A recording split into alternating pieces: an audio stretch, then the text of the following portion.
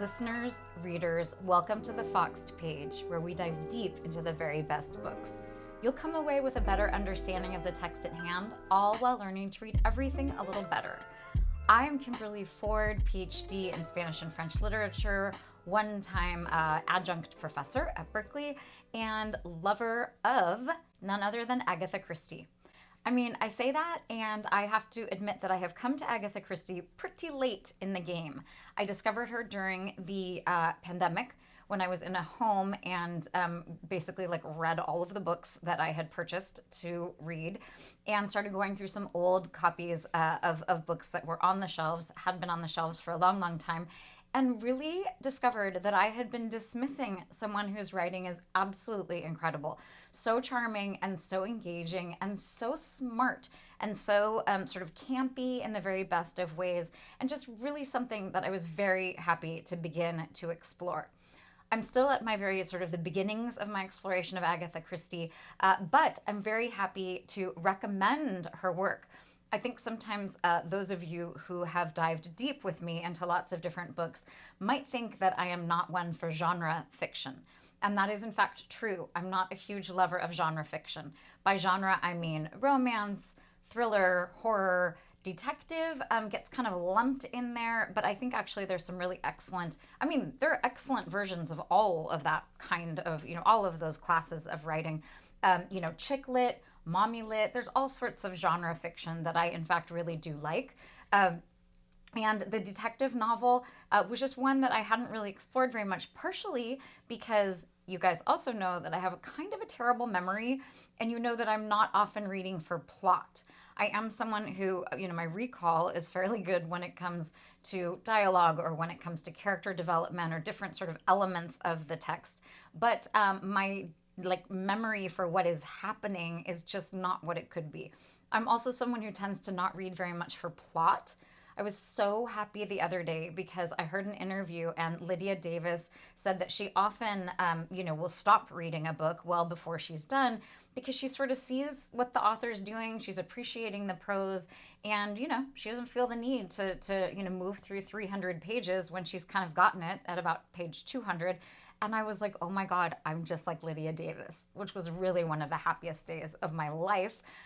But the point is that I am not someone who's reading for this, oh my God, whodunit, sort of being side by side with the detective to sort of ferret out clues. My approach, which is much more focused on the prose and on the character development and on the more writerly elements, the fact that I find her fiction so engaging and delightful is really, it's a very high recommendation on some level, because I'm certainly not reading for the way that she has constructed, the crime and, meted out all of the information and details. None of that is super important to me. And that's actually the stuff that she's very, very good at. One other note is that I have always loved the name Agatha. I love it. I love it. I would have loved to have named our daughter Agatha. I really wanted to name her Frances, and everybody was like, absolutely not. That's a no can do. You can't do that. And I'm just a little sad that I didn't have a little more, stick to my guns back then. We're probably not supposed to say stick to my guns anymore. But I am very sad. Maybe a cat. I feel like Agatha is a very good name for a cat, or a basset hound. I feel like a basset hound named Agatha is just a great idea.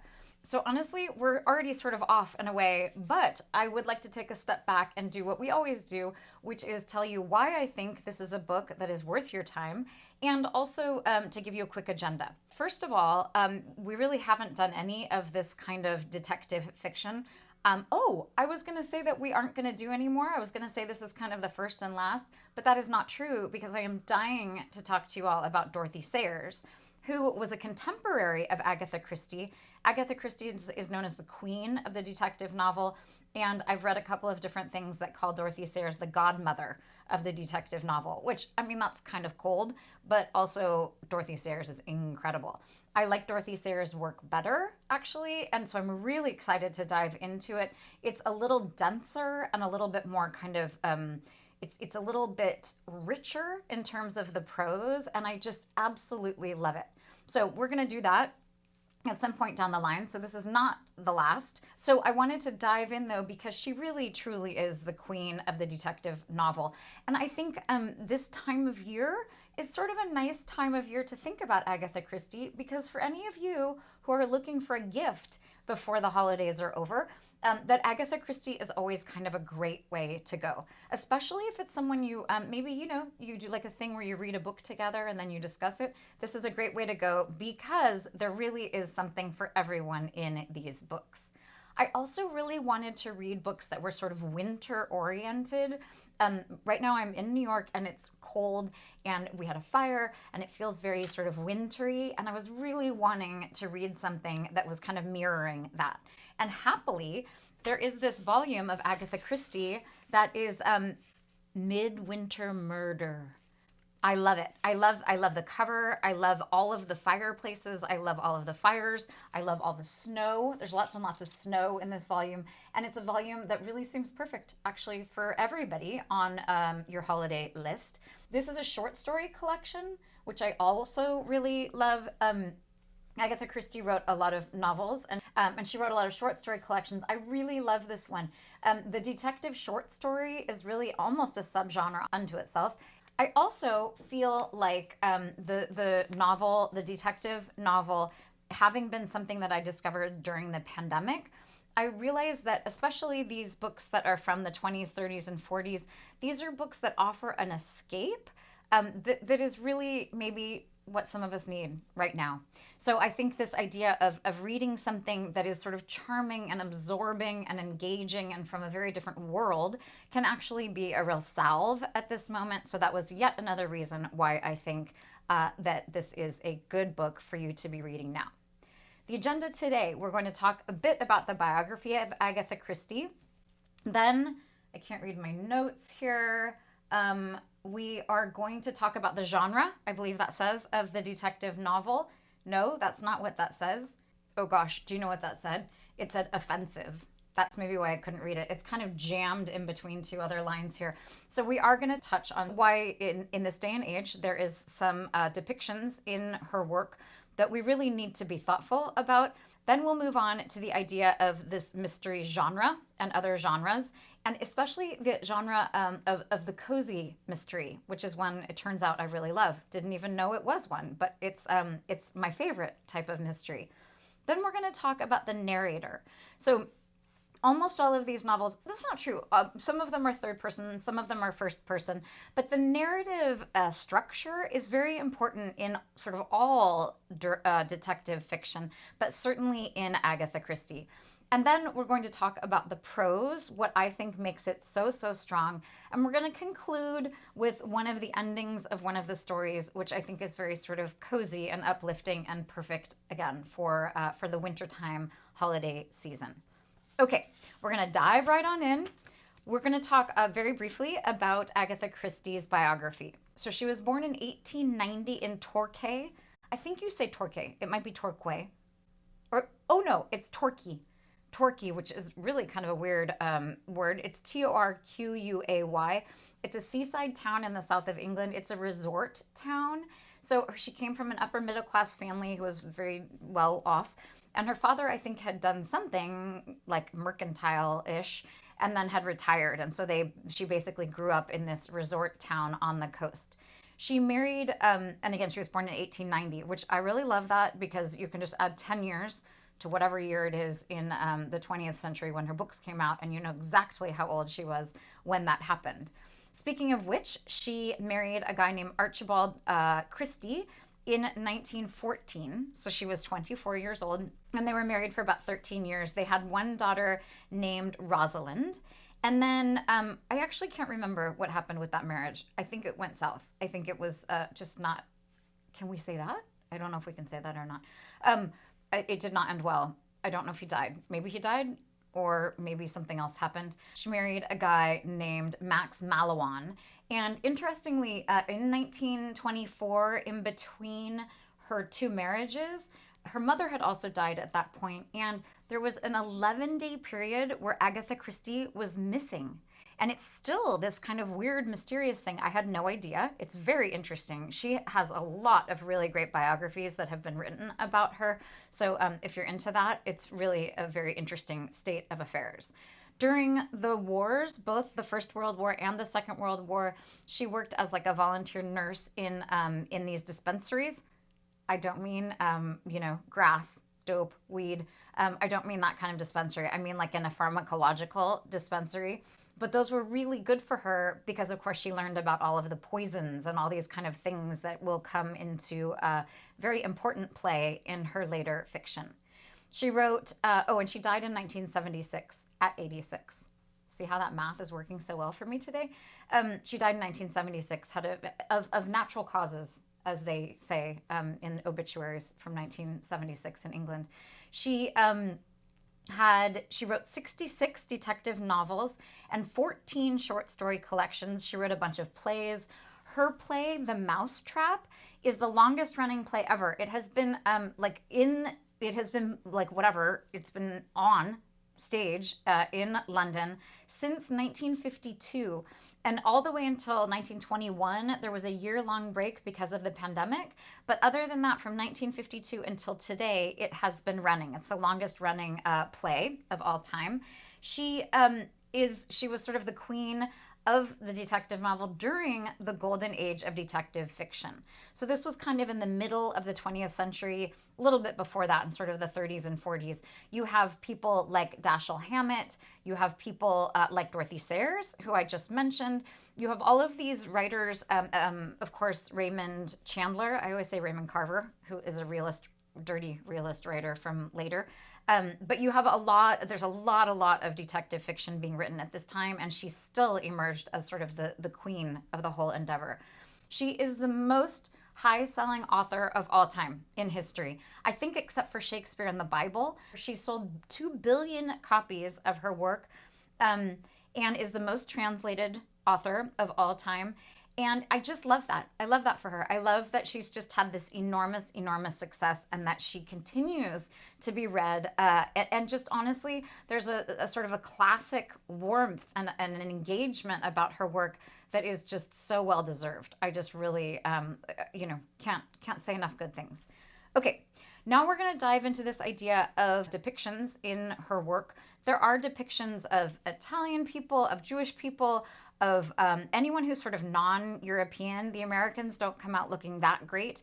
I will say also that she has some pretty good, barbs at English people as well. I am fairly certain that we could find some pretty reprehensible colonial thinking. There's one called 10 Little Indians. There's another one, I'm forgetting the title because I didn't read it, where it really has a lot to do with, sexual assault and abuse, essentially an abusive relationship. Ultimately, the man is punished, but it really is a book that's a sort of a meditation on all of the difficulties that women have to endure. There is a legacy of her work that is somewhat darker, but I will stand by the writing that I am promoting here. Everything that I read in Midwinter Murder, there wasn't anything egregious in there. That may be also because in 2023, according to the Telegraph, some of her works were edited. So they were edited in order to remove some of this language that people found offensive. And this caused a whole stir. For me personally, there's enough kind of promotion of women and enough there's just enough engagement and enough really good in the work that I find it something that I return to every once in a while and that I'm certainly happy to promote. I mean, you should really read Claire Dederer. Wait, I have this book right here. You should really read this. It's called Monster, A Fan's Dilemma by Claire Dederer. It's amazing. It's an amazing book. She has a very good defense of Nabokov in there about Lolita in particular. You can go back to the Foxed page and listen to the podcast about Claire Dederer's book and also the one about Lolita. But in this case, it has helped me understand that, Claire Dederer says it about Woody Allen movies and about Roman Polanski movies, that there are just not that many opportunities for us as consumers of art to really feel good and to feel, that certain frisson that you have when you're reading work or watching movies that really engage you and really mean something to you. And Claire Dederer's thesis is that you have to make your own personal calculation. So I have made my personal calculation. She's a woman who was born in 1890 and has, perspectives that are not necessarily ones that I espouse, and I'm happy to understand that this was a person who had some ideas that I did not necessarily agree with. Okay, we are going to move on now to the idea of the mystery as genre fiction.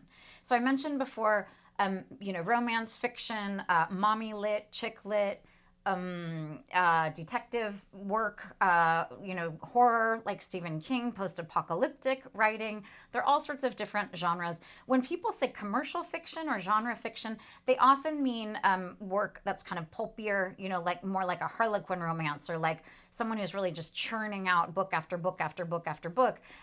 That tends to be more sort of genre fiction. And, they tend to fit into these kind of nice, not nice, but like they fit into these sort of tidy categories, and they tend to not be very inventive, and they tend to have a formula that they follow. And actually, there is a lot of satisfaction to be had in genre fiction. So the mystery genre is particularly satisfying for the following reasons. One is that you get to have this experience of sort of like crime or murder or some sort of excitement. You get to have some sort of vicarious adventure in what tends to be, certainly with somebody like Raymond Chandler, in his case of Los Angeles, where you get this real sense of really like dark forces, and dark forces meaning crime, not like supernatural forces. You get to sort of dip a toe into a world that is not your own, because hopefully not your own, because it's made up of murder and violence and often sexual exploits, all sorts of things that generally people don't have a lot of experience with. You also, as you are reading, if you are the type of mystery reader who's kind of your average mystery reader and not someone who is in it just for the prose, you have the satisfaction of sort of solving this puzzle. You're wanting to figure out who in fact committed this crime. And a lot of detective writers will sort of pepper the text both with red herrings, which are, clues to mislead you, and then also with clues that will lead you toward the actual solution of the crime. And all of that is very satisfying. So there's a way that this can feel very tidy, and it can feel very satisfying, because you both have a puzzle to solve and you're getting to live sort of vicariously. And lastly, you have this real sense of justice. So usually what happens in these books, in these detective fiction books, is that justice prevails. In the end, the person who, committed the crime is brought to justice, and the victim, usually in fact the victim is dead, but maybe it's the victim's family, or at least people have, an answer to the question of like who is responsible for this, and usually some sort of justice is meted out. So there is the satisfaction too of sort of, having justice come to the fore, and things being, sort of morally righted. Which actually is very, it's a perfect sort of segue into the next point I want to make about the mystery genre, which is that it tends to be sort of, I keep saying in my mind, morally corrective. So it tends to be corrective in the sense that it's always punishing people who are doing things that tend to be sort of anti-social, in the sense of like anti-societal. So in this case, or in that vein, you can understand that it also is fairly conservative. So a lot of detective fiction is sort of reinforcing, what we think of as like family values. And I don't mean that in a weird, super right wing kind of, weird dog whistle kind of way. I just mean it in terms of like, you shouldn't have adultery, and you shouldn't kill people, and you shouldn't be abusive, and you shouldn't steal things, and you shouldn't plot to kill your aunt because she has a large fortune. So these really egregious crimes that are committed are things that are sort of against the family, or they are against society, or they are against the establishment. So when justice is served, it is usually in a way that reinforces those morals and those standards that sort of are decided by society. You can understand where, for someone who is very progressive, like I am, that sometimes this gets to be slightly problematic, because you are reinforcing the idea of, sometimes the patriarchy, or sometimes bodies of authority that are not really my favorite bodies of authority. Notably, we almost always have amateur detectives. Famously, it's not Scotland Yard, and it is not the police department in Los Angeles. So we are generally not reinforcing the authority of these sort of standard institutions, because usually we have either a private investigator Or in the case of Agatha Christie, we have someone like Hercule Poirot, or you have Miss Marple, or Mr. Quinn. You have these different detective figures. He's kind of a minor one, Quinn. But you have these detective figures who are not part of an arm of the law. So you do have this sense of an outsider as, reinforcing these morals. So for me, that's a little bit easier to handle than the idea of like the Los Angeles Police Department or Scotland Yard really like reinforcing their authority. But instead, it's this idea of someone who's slightly outside the system, and yet we usually see them reinforcing the system. So in this vein, you can mostly think about perpetrators as being people, again, who are cheating, people who are philanderers, people who are abusive, people who are greedy, people who are, underhanded or otherwise kind of, sociopathic. So all of this idea of these perpetrators as coming to justice, I like to read with a little bit of a critical mindset and just make sure that I'm not like really rooting for someone who is simply doing something that is slightly outside the norm. Wait, did I just say that backward? I might have. Okay. And the last thing that I will say about this idea of this sort of corrective, sort of bent and sort of conservative bent that we have to the detective genre is, again, that the golden age of detective fiction was sort of 30s, 40s, 50s, a little bit into the 60s. But that, I think, I'm not an expert on this genre, but certainly during the middle of the 20th century. And you can understand why, if you think of the 1950s in the United States, at least, it was a time of incredible conformation. Like everybody was conforming, to the same thing, and everybody wanted the white picket fence and the 2-car garage and the 2 kids and the like very patriarchal heteronormative family system, and everybody was working their job 9 to 5, and everybody needed to look like, the Cleavers, right? Isn't that his name? Leave It to Beaver. So you have this real idea of wanting everybody to sort of look the same. And of course, this was very racist, and this was very elitist, and this was very capitalist. So all of those ideas that were being reinforced in the United States after the end of the Second World War, those are a lot of the same ideas that were being promoted and being reinforced by the detective genre. So it was a time when, again, in the 30s, even in the 20s, not a lot, but some of the works, the short stories that are in this Agatha Christie collection, we're going to look at one that's from 1924. That's a little bit earlier, but you really do have this sense of a period of time of real instability in Europe and in the United States, where you really, people who were writing in English really were, I think, looking for structure and looking for a reinforcement of what was right and what was wrong, because things had gotten very unstable. And really, I think people were really seeking out this idea of reinforcing what they felt was sort of good in the world. Okay, so I want to move to this idea of the cozy detective subgenre. So the cozies were, again, a subgenre of the detective fiction. And it's very sort of easy to think about them. Most of the time, whatever the crime was, happens off stage. So you don't hear about the way that someone was murdered. If there was violence, it's sort of, it's reported afterward, sometimes by a cozy fire, but it is not, you're not seeing it up front. And again, you have this amateur detective. And in the case of both Dorothy Sayers with Harriet Vane and also with Agatha Christie with Miss Marple, you in fact have like this little unassuming, Harriet Vane was awesome, and she was an academician, and she was a single woman, and she was very, sort of striking and amazing and powerful. Miss Marple, on the other hand, is like, you can picture her with like her little cardigan and her little support hose and her pearls, maybe not even pearls. She probably didn't go in for pearls. She's too practical. But you see her kind of an older spinster sitting by the fire who's, solving all of these different mysteries because she is very in tune, and she's very bright, and she's very observant. But she is, like a little old lady who is solving these mysteries, usually in a very cozy, if she's not in a drawing room by a fire, she's like in a garden, So you have this very sort of cozy feeling about her. And even when you're talking about Hercule Poirot, we really do have this kind of cozy atmosphere. And I keep using the word charming, and that is not a mistake because it does, these cozy detective novels, in fact, do feel very charming.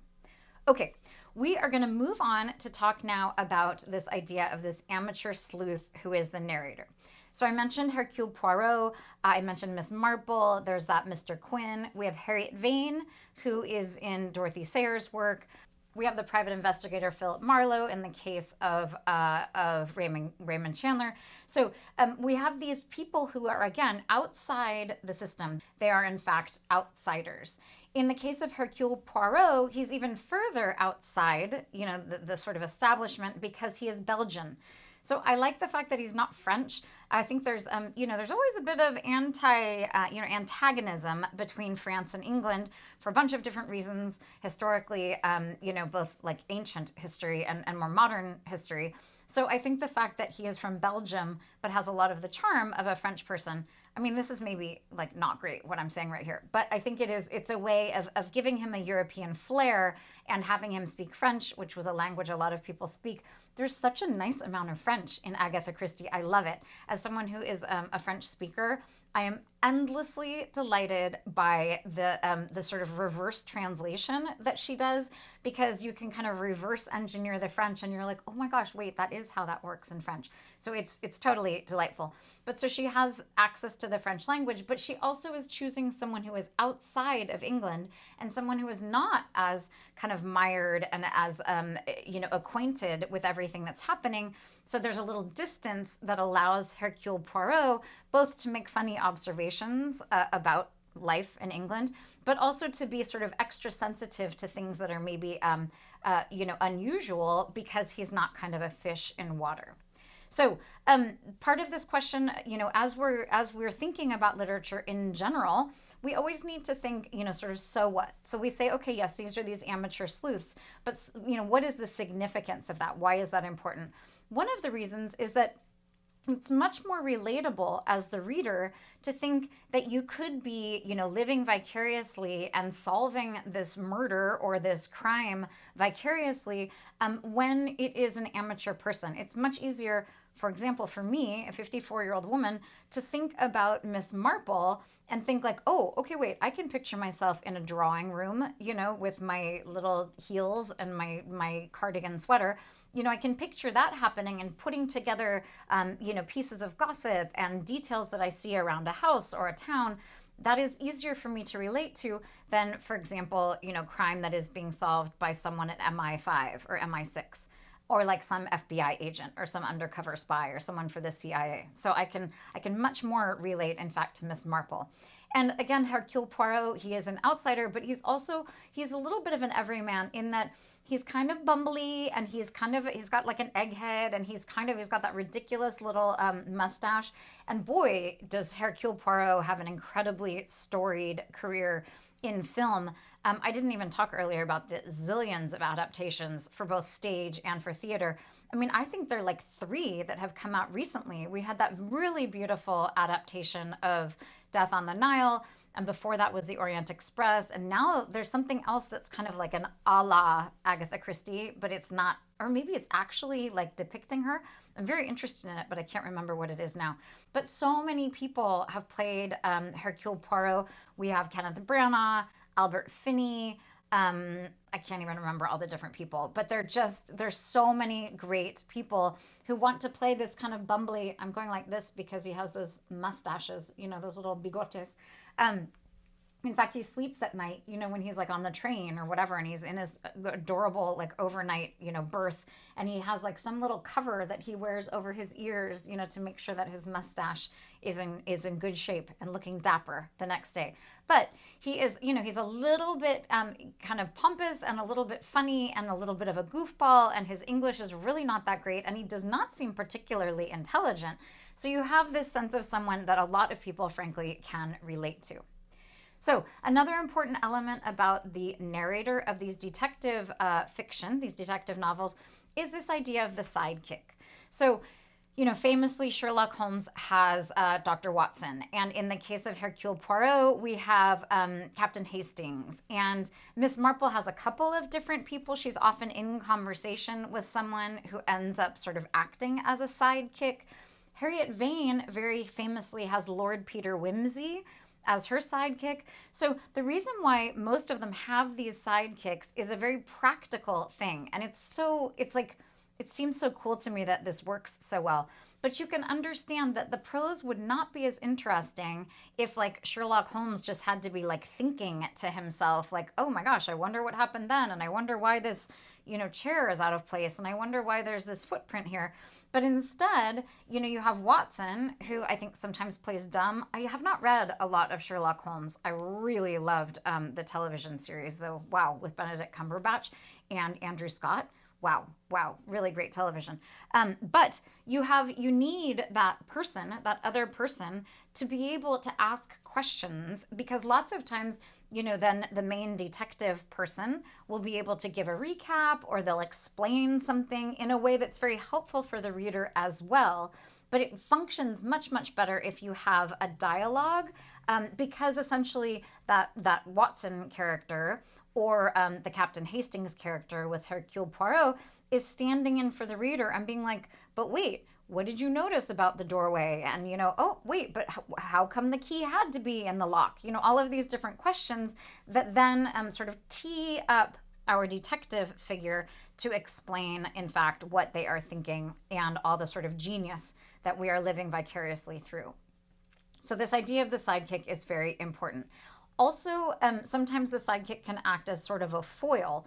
So in the case of Sherlock Holmes, you have this really nice interplay between the two of them.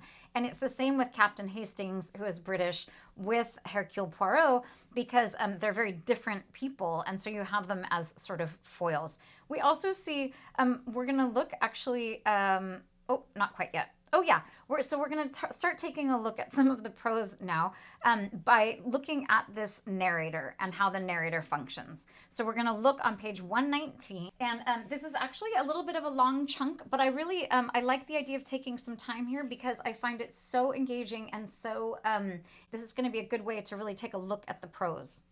The coming of Mr. Quin. It was New Year's Eve. The elder members of the house party at Royston were assembled in the big hall. Mr. Satterthwaite was glad that the young people had gone to bed.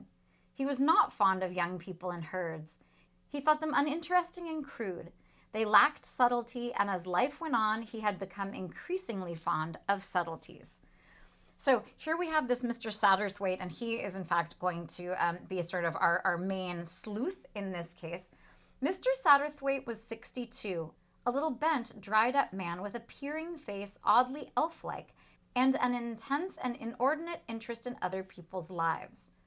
All his life, so to speak, he had sat in the front row of the stalls, watching various dramas of human nature unfold before him. His role had always been that of the onlooker. Only now, with old age holding him in its clutch, he found himself increasingly critical of the drama submitted to him. He demanded now something a little out of the common.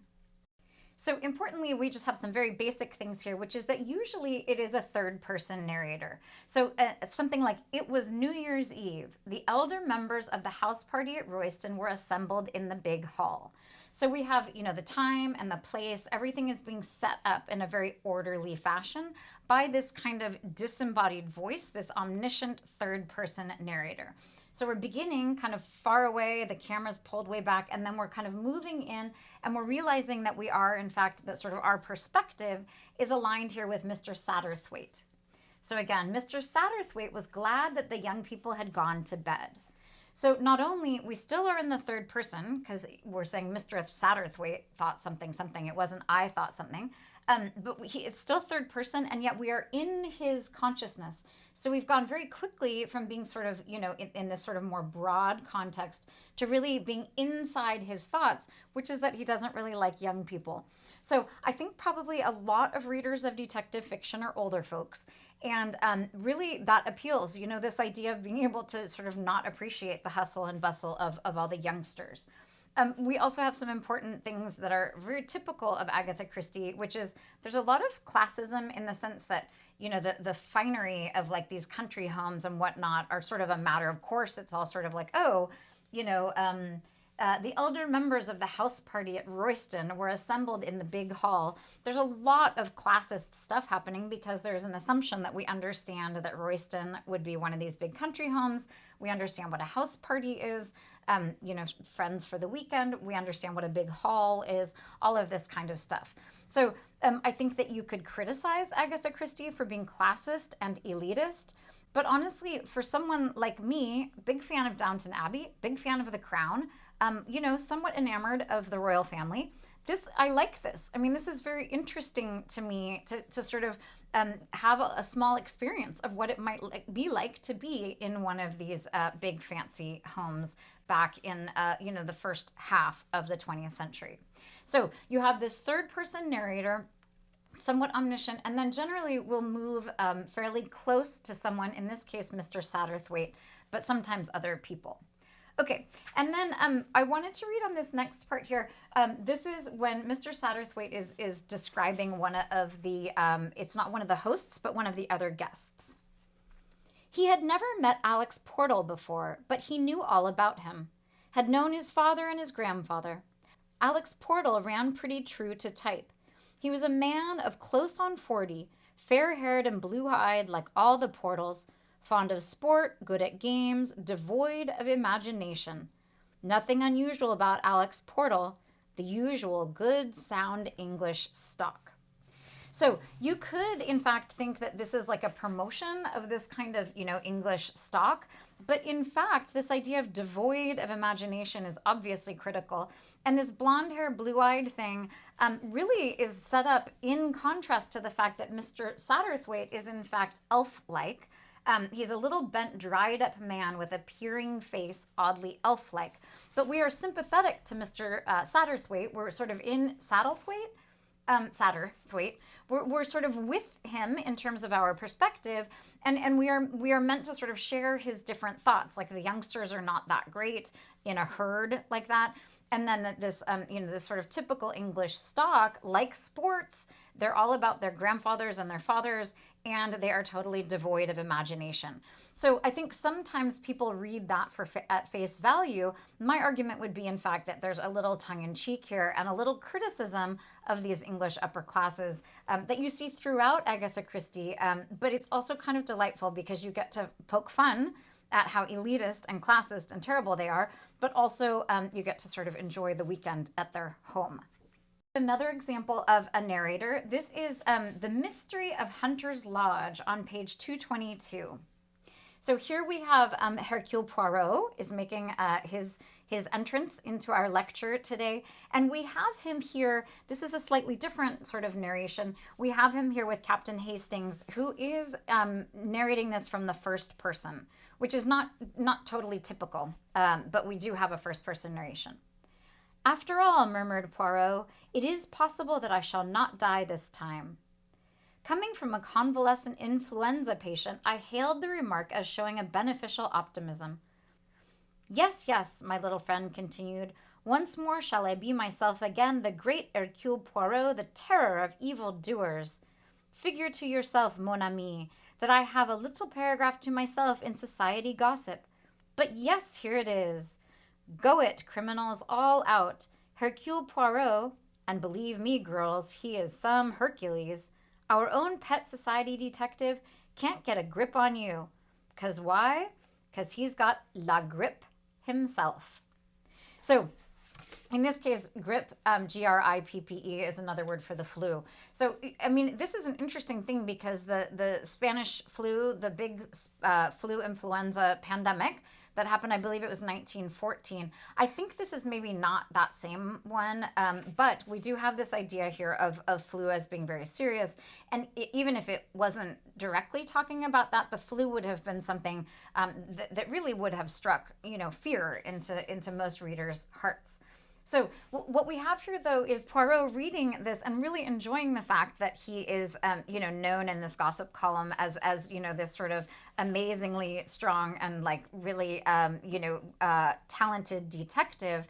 But we have this, we know, in fact, that Captain Hastings is seeing this all through a lens of humor. So lots of times, they're right from the beginning of these stories, we understand that we are meant to take Hercule Poirot with a little grain of salt, and we are meant to laugh a little bit at him. So in this case, again, we have this first person narrator who is Captain Hastings, who but operates awfully close to a third person narrator. So we're not learning a ton about Captain Hastings. It's not all of his inner thoughts. He's simply reporting to us what is happening. So here we have a third person narrator. This story is called Christmas Adventure. And we have Hercule Poirot speaking with a young woman, sort of a late teenager, maybe early 20s, in another one of these family homes who are gathered in the wintertime. And Hercule Poirot says this: "And now, mademoiselle, what is your trouble? You are not like me, old and alone. You are young and beautiful, and the man you love loves you. Oh, yes, it is so. I have been watching him for the last half hour." The girl's color rose. "You mean Roger Endicott? Oh, but you have made a mistake. It is not Roger I am engaged to." "No, you are engaged to Mr. Oscar Levering. I know that perfectly. But why are you engaged to him, since you love another man?" The girl did not seem to resent his words. Indeed, there was something in his manner which made that impossible. He spoke with a mixture of kindliness and authority that was irresistible. It's a perfect example of the way that Hercule Poirot and Miss Marple, because they are so incredibly unassuming. They're both a little bit goofy. Miss Marple's much older. Hercule Poirot, we have a language barrier. We have, his sort of goofiness and his ability to sort of say things because he is so unassuming. So he's someone, he thinks quite highly of himself in kind of a funny way, at least to those around him. They're sort of, humored by the fact that he thinks he is so wonderful, because he is, in fact, a little bit bumbly. And of course, Miss Marple is limited by being a woman and being an older woman. So you have this sense of these people as being very unassuming. And it's such a good example here, this idea of he spoke with a mixture of kindliness and authority that was irresistible. So when we have, that's a very kind of straightforward example or description of the way that his voice, in part, is really allowing this young woman to confide, and certainly enough, she does. And then just a little bit further down on that same page, we have a very good illustration of this idea of some of these narrators, Hercule Poirot, as being an outsider who is able to sort of shine a light onto some of the social conventions that are not, that seem sort of unusual. So he says, "It is droll the way they arrange marriages over here," interpolated Mr. Poirot. "No order, no method, everything left to chance." So I imagine that has some reference to do with how they arrange marriages in Belgium. I'm not sure how that is done. I'm also not sure how they do things in England, but maybe this idea of falling in love and marrying for love is a strange thing. Or maybe this idea that she's engaged to someone just because it's a good financial match is not sitting well with him. So this is an example of Agatha Christie shining a light on to a certain convention in English society. It's not one that I'm understanding very well, because I don't have the context of the Belgian part and the English part, but it does give you a good sense, if you were a British person, that you would have a sense that, in fact, the way that you do marriage is not the only way that marriage is done. And in fact, this may be a hilarious joke that you are getting, or at least it is something that is making you think a bit about your conventions. There's a lot of reinforcing the fact, that women want to get married, and women want to have romantic relationships, and they want to be sort of part of a partnership with a man. There's a lot of sort of normative stuff going on. But there are also a lot of really memorable women, and there are a lot of very smart women. And obviously, Miss Marple, in and of herself, is just like this real testament to the strength of women, and in fact, older women. So there is a real sense of one of her main creations as being, a very feminist sort of icon in some ways. So I want to take a look at the prose now. We're going to take a look at 3 different passages. And it was so funny because I had the attributes of the prose that I find particularly engaging and interesting and well done. And it turns out that each of these passages sort of illustrated all of these aspects. So what I was wanting to sort of highlight is this idea of warmth and humor and this sort of campy feel, this slightly sort of tongue-in-cheek kind of melodramatic thing that I think Agatha Christie is so good at because it's often funny. So the first thing we're going to look at is on page 120. We're back with our Mr. Satterthwaite. He observed her now covertly. Interesting woman, very. So still and yet so alive. Alive, that was just it. Not exactly beautiful. No, you wouldn't call her beautiful. But there was a kind of calamitous magic about her that you couldn't miss, that no man could miss.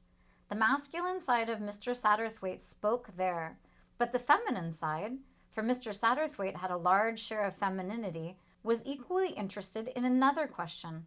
Why did Mrs. Portal dye her hair? So I love this passage so much.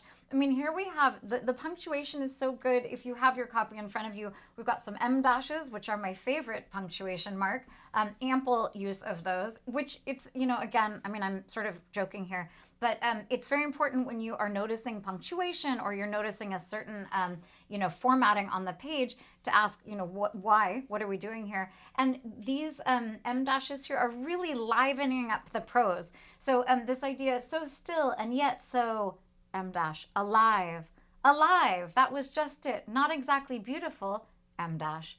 No, you wouldn't call her beautiful, but there was a kind of calamitous blah, blah, blah.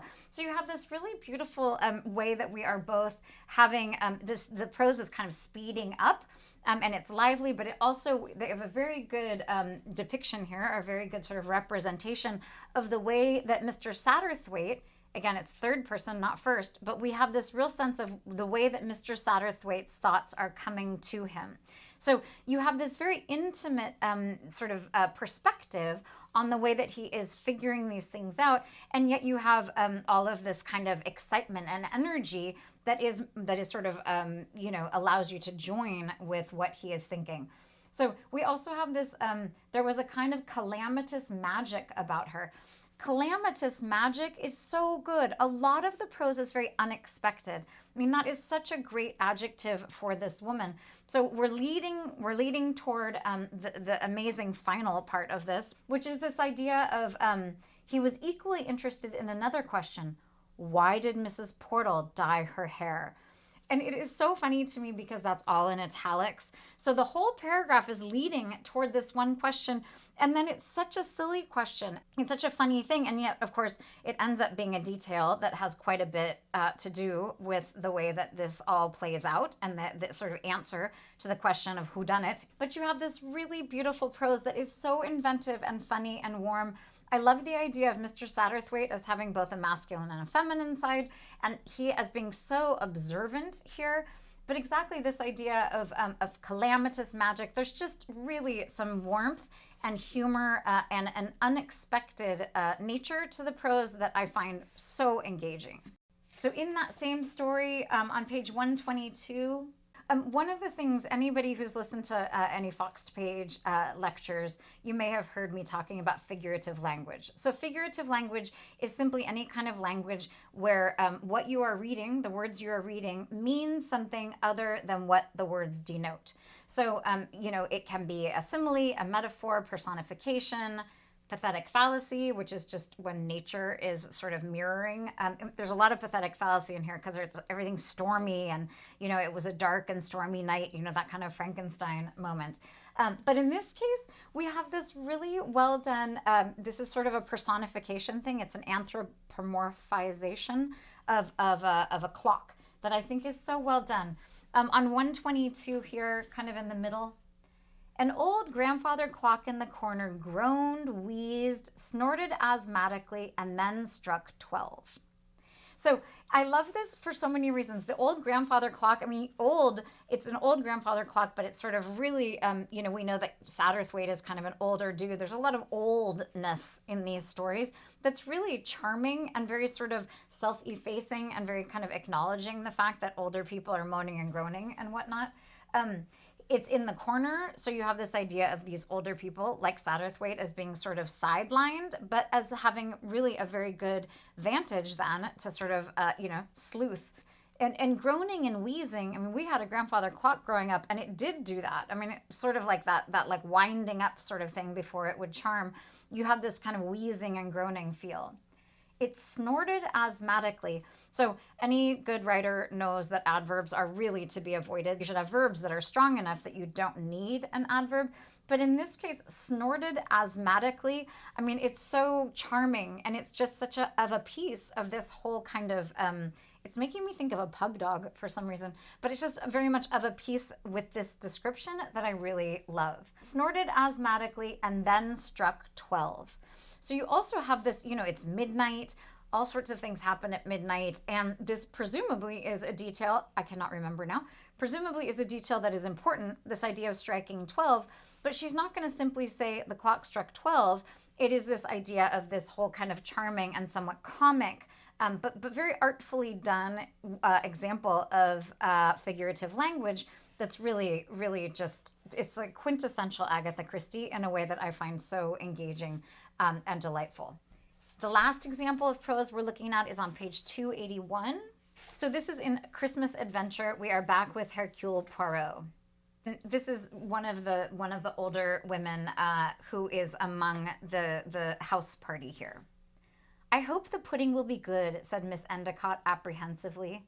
"But they were only made 3 days ago. Christmas puddings ought to be made a long time before Christmas. Why, I remember when I was a child, I thought the last collect before Advent, 'Stir up, O Lord, we beseech thee,' referred in some way to stirring up the Christmas puddings." So I don't know why I thought that was so charming and so funny. I mean, it's really very clever because you have this idea of, throughout Agatha Christie's stories, people are misremembering things. There's a lot of question, sort of being able to sort of remember exactly what you need to remember. And here we have kind of a lampooning of that. And we have this complete sort of misinterpretation of words, in this case of lyrics. And people, characters like Miss Endicott, who are really, sort of fixated on whether or not the dessert is going to be good. There's a certain nostalgia and a certain beauty in sort of this kind of holiday preoccupation that someone is having with tradition and, wanting things to remain the same and wanting to hearken back to youth that I think are particularly good at the holidays, but they're also things, all of those themes, this idea of youth and this idea of things changing and this idea of, quote unquote progress. All of these are things that the reinforcement of tradition in Christie tends to sort of push against. So I love this because it's light and it's charming and it's evocative of something very sweet, but it's also funny, but it's also, it's doing a lot of work here at this point in the story. Very quickly, before we wrap up, I just wanted to touch on the idea again of these morally corrective kind of stories. So there's one example in particular where we have someone whose own mother kills him, and in part because he's going against the church. This is a story that takes place in Belgium, and he's going against the church in France. There's some French people that are in Belgium. So in part because he's going against the church, but also because the mother witnessed her son killing his own wife in order to be with another woman. So talk about morally corrective. I mean, this is someone who there's a religious reason behind it, but there's also this very important reason of him, in fact, being a murderer. So he is hung, at the end of the story, or hanged. I guess we say he is hanged at the end of the story. So that is a very good example and kind of an extreme case because, again, it is his mother who is responsible for his ultimate exposure and his hanging. There's another one where a man commits suicide and there's some mystery about why that has happened. It's a nicely complicated story at the end. He's actually mistaken about someone who is arriving at the house and he thinks he's going to be in trouble, so he kills himself, but he sort of does it preemptively because it turns out he is cheating on his wife and wants to be with another woman. So these are examples of people who are murderers and people who are philanderers, people who are disloyal, people who are going against the church. These are the types of people that Agatha Christie is using as, people who sort of deserve what they get. So as we close here, we're going to look at the very end of Christmas Adventure, the last story in the book. And here we again have Hercule Poirot. And we're going to just dive into the end. It doesn't really spoil anything, but it really is a good, I think it's a very sweet way to end. And it's a good example of some of the things we've been talking about.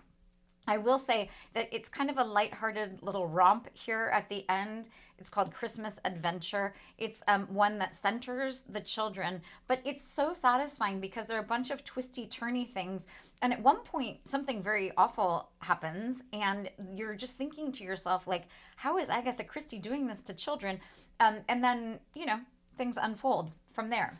So at the very end, though, we have two of the young girls. Part of this is because Poirot has been listening in on the children while the children are scheming to trick him. So he sort of knows all of the things that the kids are up to.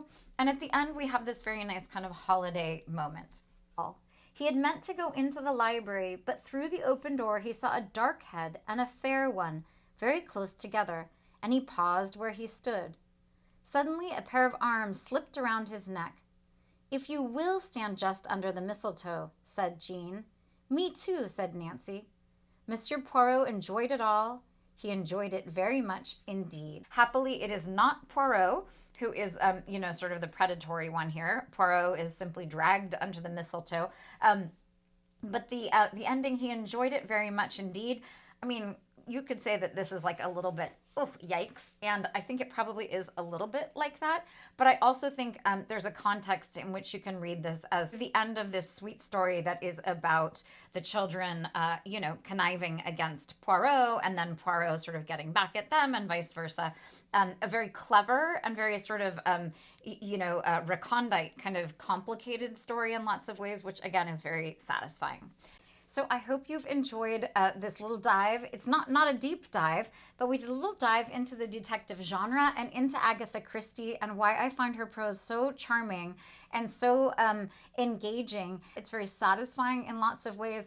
It's very nostalgic and it can be very charming. And honestly, anybody who needs an escape, grab yourself a collection of short stories and you can just cozy up on the couch, get your feet by the fire like so many of the feet in these books, and enjoy a little mystery and a little solution and a little nostalgia, all wrapped in some prose that I find incredibly engaging and inventive. And after that, you can get right back to the Fox page and find yourself something else to listen to. Happy reading.